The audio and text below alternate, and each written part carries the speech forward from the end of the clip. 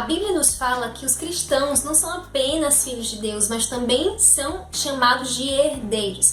Aí vem a pergunta, herdeiros do quê? Como acessar essa herança? Eu sou a Sara do canal Etc e Tal e hoje vamos conversar sobre Maturidade, uma obra de Luciano Subirá. Enquanto a vinheta está rolando, vai deixando o seu like e se inscreve para receber mais conteúdos como esse.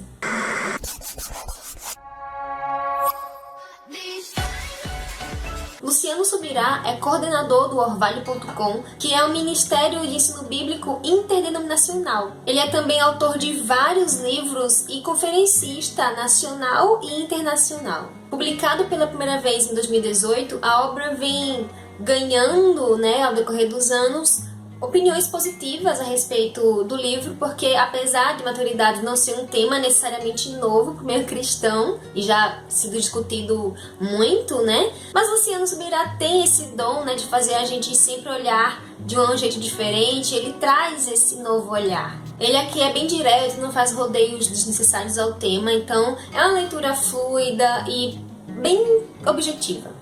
Ele não se propõe a reinventar a roda, A proposta é, na verdade, reconhecer que há uma herança, que ela é para os filhos, mas que ela não pode ser acessada de qualquer maneira. Um dos primeiros pontos é que há dois tipos de herança, Uma herança a ser recebida no presente, aqui na Terra, e uma herança a ser recebida somente no futuro, quando formos lá para a glória mesmo. E, primeiramente, a herança é para os filhos, não é para os incrédulos, são para os cristãos, aqueles que possuem fé em Jesus, que já declararam que Cristo é o Salvador. Nós nos tornamos co-herdeiros com Cristo a partir desse momento, O tudo é nosso. Então, se tudo é nosso, eu poderia acessar a herança a qualquer momento que eu pudesse? Não é exatamente assim.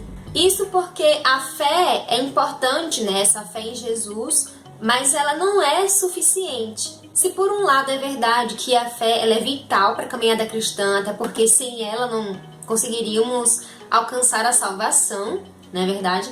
Mas por outro, é necessário que a gente atinja também um nível de maturidade. Senão a herança, senão as bênçãos, elas vão ser motivos de tropeço. Elas vão nos levar a um caminho destrutivo. É só lembrar da parábola aí do filho pródigo. Isso porque, assim como acontece no meio natural, quando alguém acessa uma herança ou muito dinheiro sem sabedoria de como aplicar, rapidamente perde aquele dinheiro. Nós temos vários testemunhos aí, de herdeiros que levam empresas a falir. E o que fazer para atingir a maturidade espiritual?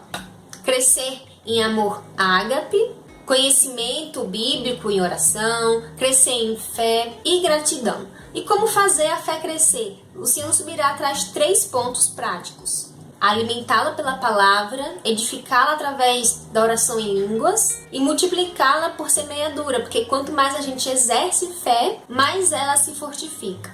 A gente pode também associar a um músculo, Quando ele está ali paradinho, sem estímulos, ele não se desenvolve, mas quanto mais a gente estimula aquele músculo, mais ele vai crescendo, ganhando massa muscular. E o músculo que não é exercitado, ele atrofia. Então, assim, a nossa fé também é parecida. Se você deseja saber qual estado você está, se está perto de atingir maturidade, se está longe, Luciano traz aqui algumas fases do cristão que eu achei bem interessante. Inclusive a própria Bíblia, ela já faz alguns paralelos com a maturidade espiritual. Tem a fase dos bebês recém-nascidos, que tem como característica os novos convertidos, e eles dependem totalmente, no seu comportamento. A Bíblia chama também de crianças, que são cristãos com sinais de maturidade, eles têm pouca autonomia. A Bíblia nos chama de jovens, que são crentes mais desenvolvidos, que já têm mais autonomia, têm bastante autonomia. E os adultos, que ele chama de pais também, são esses cristãos maduros que reproduzem, ou seja, são quando ganham responsabilidade no ministério. Então é o nosso comportamento que denuncia a fase que estamos. Vamos ler algumas características e algumas dietas que Luciano Subirá orienta que tenha, né? Por exemplo, o bebê, que são os novos convertidos, eles devem ser direcionados no estudo bíblico, né? Não estudar sozinho por conta própria, por correr risco de má interpretação. Assim como um bebê, ele é alimentado por um adulto, o novo convertido ele deve ser alimentado por alguém mais maduro.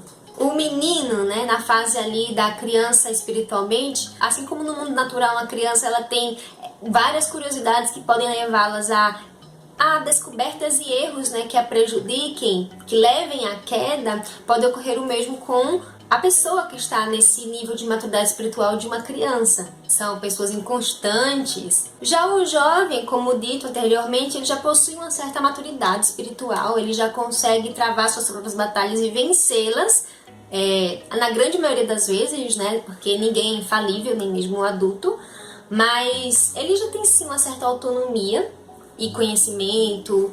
Uma diferença estabelecida pelo apóstolo João entre o estágio jovem e o estágio adulto de maturidade espiritual é a paternidade, é a capacidade de reprodução e de cuidar de outras pessoas. O autor fundamenta seus argumentos com várias passagens bíblicas. Ele também sempre se utiliza, né, em seus livros o auxílio ali do dicionário Strong para elucidar algumas passagens que às vezes podem ser confusas. Ele explica o contexto delas. Não poderia faltar também as histórias pessoais de Subirá, que sempre são enriquecedoras para nós. E eu quero pontuar duas que mais me marcaram, né? A primeira é do acidente que aconteceu com ele, e a segunda é a experiência que ele teve ao deixar o filho bancar as coisas sozinho, né? Tem uma certa independência financeira. Então foram esses dois testemunhos que mais impactaram. Se você quer saber, leia o livro.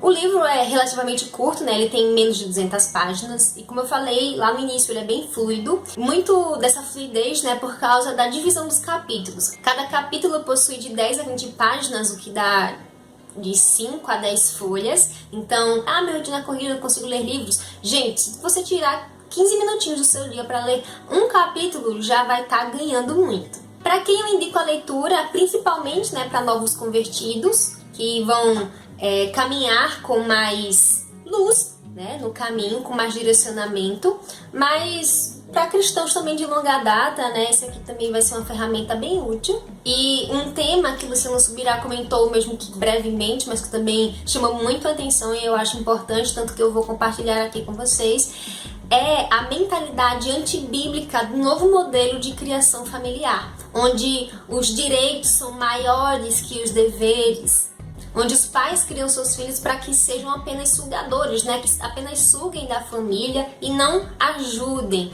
Por isso que também hoje em dia filho é visto como um peso, como um gasto, porque é uma mentalidade que inconscientemente alimenta o egoísmo. Isso me faz lembrar de algo que o Luciano Subirá fala em outro livro, O Propósito da Família, algo sobre o nosso reflexo, né?